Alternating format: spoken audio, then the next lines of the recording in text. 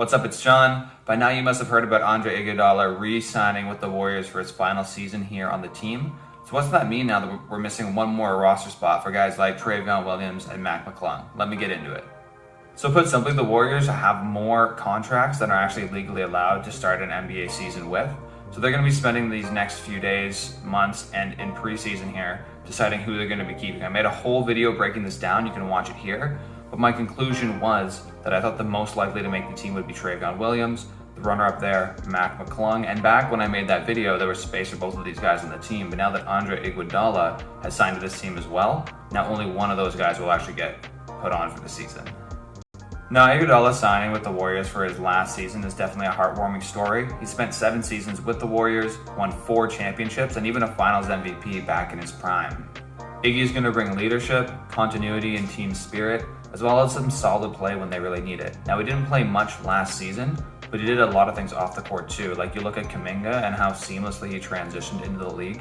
Even when you're on a tough team system to get a grasp of like the Warriors one, you've just got to think that Andre talking to him on the bench all game long had a pretty big impact on that.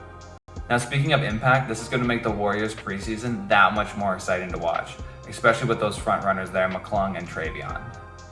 So I think Mac and Trevion both fit the Warriors system pretty well. Mac's 23 years old, 6'2", 185 pounds.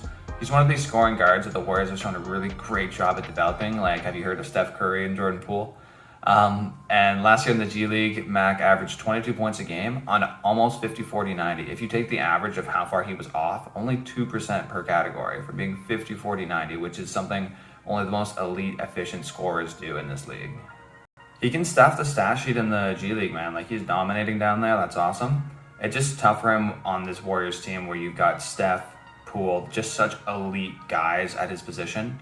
And then they just drafted in the second round here Ryan Rollins this season also. So he's going to be looking for play. I just don't see a ton of NBA minutes opportunity for this guy this season with the Warriors unless someone would end up getting hurt. Because he does these same things with these guys.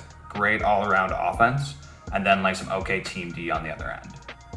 Now, the Warriors know what's going on with Mac better than anyone else does. They see how he's interacting in their team and their system, and they might see some potential in this guy that we just can't at this point. I mean, like, they identified Steph Curry, they've identified and developed Jordan Poole, both those guys.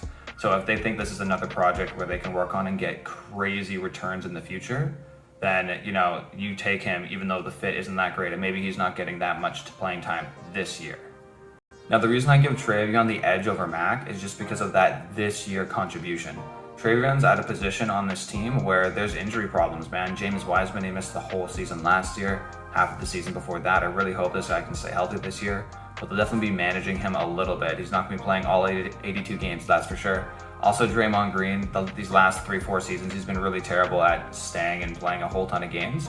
So when those guys are out, someone like Trevion can actually come in, get some valuable experience, and at the same time contribute to the team as well.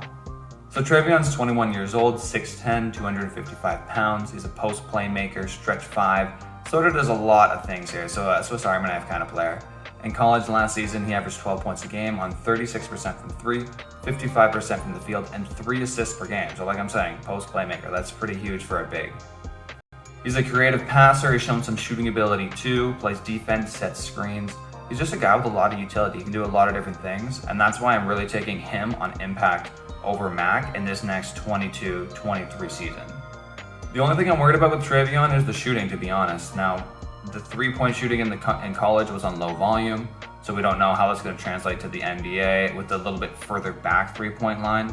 And was it just a fluke thing too, where it is low volume? You saw Pat Spencer's another one of the guys for this Warriors preseason. He shot something like 55% from 3 just because the volume wasn't that high. So the Warriors will know better than anyone else how good that shooting actually is because they're with him all the time in practice. But we'll get to see that a little bit in the preseason. Definitely what I'm watching out for there. Because if not, I mean, he can be another Looney, which is great. You don't need to be able to shoot, but that's definitely a big selling point for me, at least, on this Warriors. Give a little bit of space out there. So what's this mean for Mac McClung now? Is he going to be out of another roster spot? What's he going to do next? Is he just going to hang him up? Probably not. Maybe he'll end up on Utah, Houston, one of these rebuilding teams, or just spend another year in the G League, who knows? That said, none of these options for either him or Trevion are good compared to just being on this Warriors roster. Like I mentioned at the top, This is such a coveted roster spot. There's no other team in this league you want developing you more than the Warriors. So anyways, I hope you enjoyed. Preseason starts in 5 days this Friday coming up. So I hope you'll tune in for that, and I'll see you next time. Peace.